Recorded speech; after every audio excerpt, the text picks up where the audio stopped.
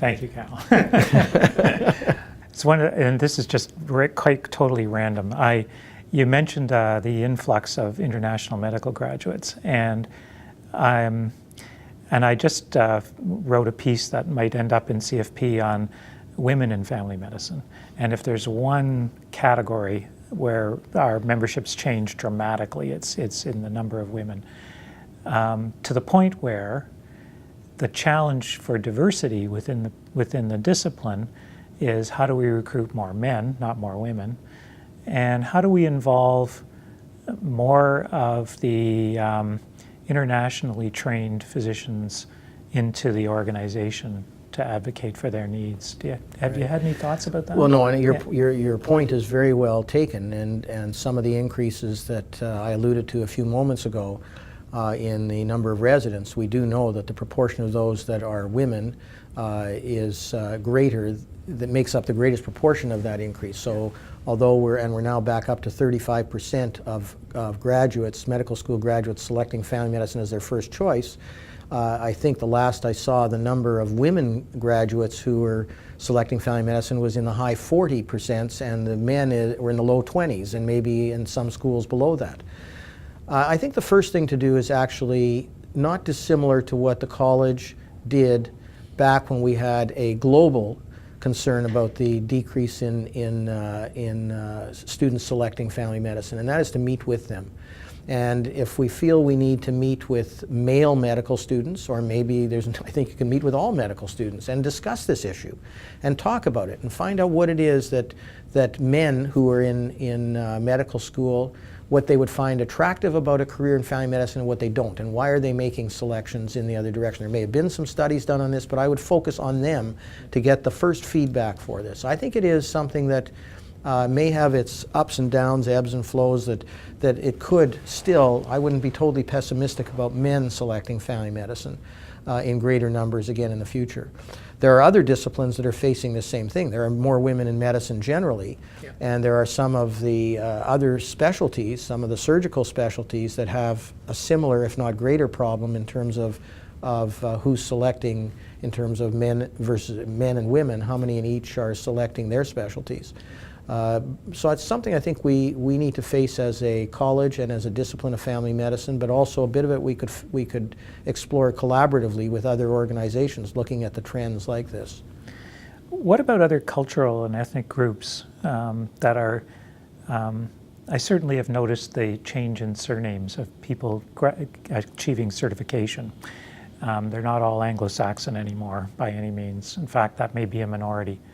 But I don't see it reflected so much in in who's involved in college committees and governance and so on. Do you think that's a challenge? Or? Well, it is a challenge. I think the college has looked at this, and I would expect that Francine Lemire and everybody in the college now is going to continue to look at strategies to try and address this.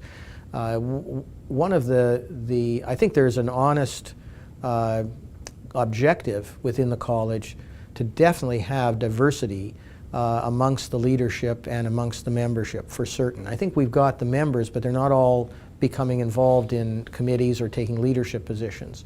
And it's going to be multifactorial as to why they don't. Some of them, I guess, it reminds me a bit about, again, something we talked about earlier, in terms of at the start of my time, wanting to try to reach out to a much broader scope of family physicians who I had heard from them personally, and we had some studies that told us this, but I knew personally that they had a very distorted image of the college. They saw us as being unapproachable and not having a role for them. And so we decided we have to start to try and find ways to reach out to them. And part of it, again, is sitting down with groups like that who represent a particular community and asking them, let's hear from them, and letting them know personally that we have this opportunity for them and we want to welcome them in. Can they help us do this? Tell us what we have to do, but not just tell us so that we then do something, do it with us. Right. They have to be part of that in terms of reaching out to those who share that community with them and we can all become one, which is really what our goal is. And it can take some time. You have to be patient with a lot of things. You and I have both learned that over our time in the college. We'd like to have seen a lot of things happen a lot faster, but you have to take those baby steps, and then you can take a few bigger steps, and you may see a little bit of uptake initially, and then you can see it grow. It's another one of these things with leadership that I think you have to learn, and you have to also, while you have to be adaptable and you can change some of your strategies based on what you're learning along the way. But if you've made a decision as an organization after appropriate due process with appropriate debate and you decide something, you then have to basically not be thrown off the path by some of the setbacks that occur along the way. Some of the people who didn't favor what you're doing will still oppose it, but they were in the minority and the majority wanted to go another direction. You listen, you can still learn, but you can't be thrown off track and say, well, we're not going to do it because we just heard from 10 people who don't want us to do that.